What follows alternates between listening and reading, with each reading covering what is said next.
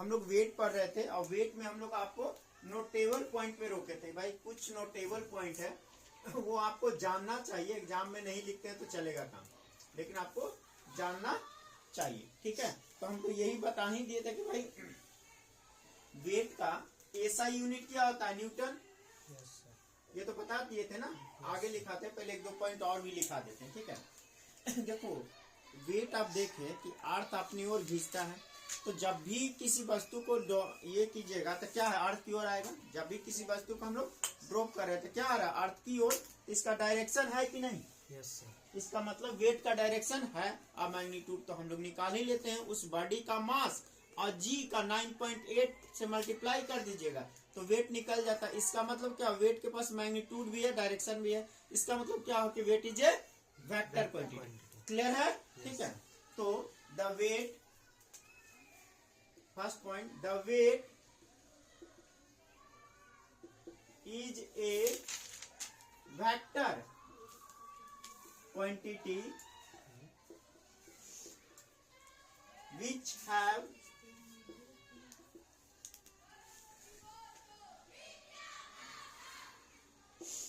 both magnitude and direction.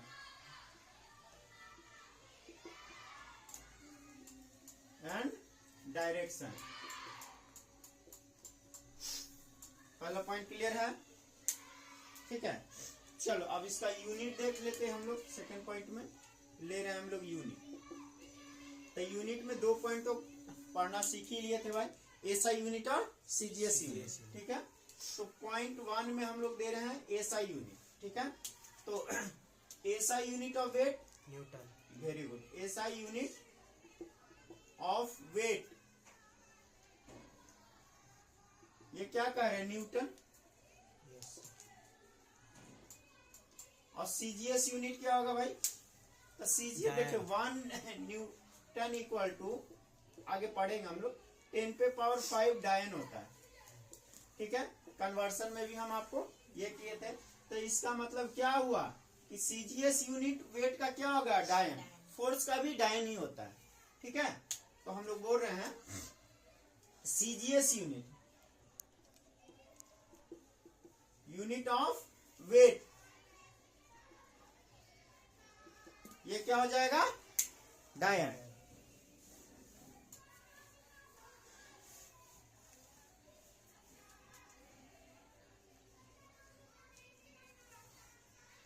ठीक है। Point number 3, देखो किसी पार्टिकुलर प्लेस के लिए जी का वैल्यू लगभग वही लेते हैं, जी का वैल्यू यही लेते हैं। जब तक कभी किसी पार्ट को, जैसे पटना, तब पटना के जगह हर जगह क्या होगा, जी का वैल्यू वही हम लोग लेंगे। भाई समुद्र कहीं और पहाड़ पे चल गए, बहुत ऊंचा पहाड़ पे, तो जी का वैल्यू चेंज करेगा। एक बात और जो हम लोग नहीं समझते हैं, जो हमारा पहाड़ है वो बहुत ऊंचा नहीं जा पाता है, क्यों पता है? यही जी के कारण, ग्रेविटेशनल फोर्स के कारण। नहीं, ज्यादा हिमालय का भी क्या लेते हैं, 850 कुछ करके है, नहीं यही इतना मीटर के आसपास है, या 8650 ऐसे कुछ करके है। नेट पे देखिए तो ये 48 है, इतना तो हमको याद था 8848 लेते थे, लेकिन अप्रोक्सीमेटली हम लोग 8850 लेते थे मीटर। माउंट एवरेस्ट का जो हाइट है, सब वर्ल्ड का सबसे ऊंची चोटी जो है, तो किसके कारण, जी के कारण ही है। 8848.86 मीटर, वही ना भाई 8848, तो उसी को 8850 मीटर, सही तो हमको याद है। देखे, चलिए तो देखो, यानी वैल्यू जो है जी का वैल्यू हम लोग एक प्लेस के लिए कांस्टेंट लेते हैं, तो वहां पे वेट डायरेक्टली प्रोपोर्शनल किसके हो गए, मास का। Very good very good. चलिए तो लिखिए, the value of G is constant for a particular place.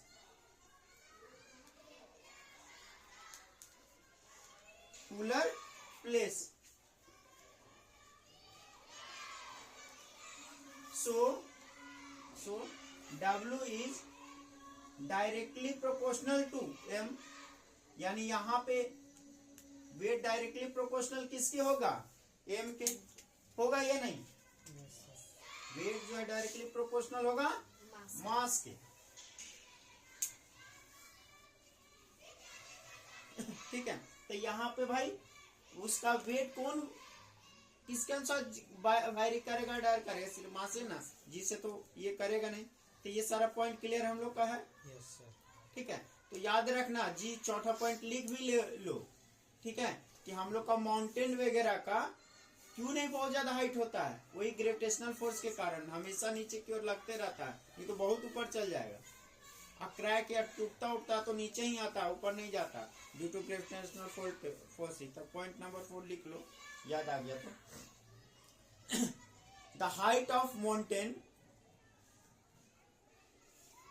The height of mountain not go very high, not go very high due to gravitational force of the earth।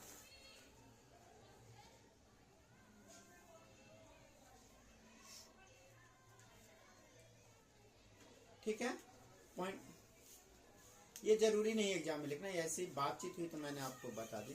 Point number 5 देखो, मास और जो wait है ना, दो different physical quantity है, याद रखना, same मत कर लेना। पॉइंट नंबर 5 में लिखिए, mass and weight are different physical quantity। mass and weight are different physical quantity।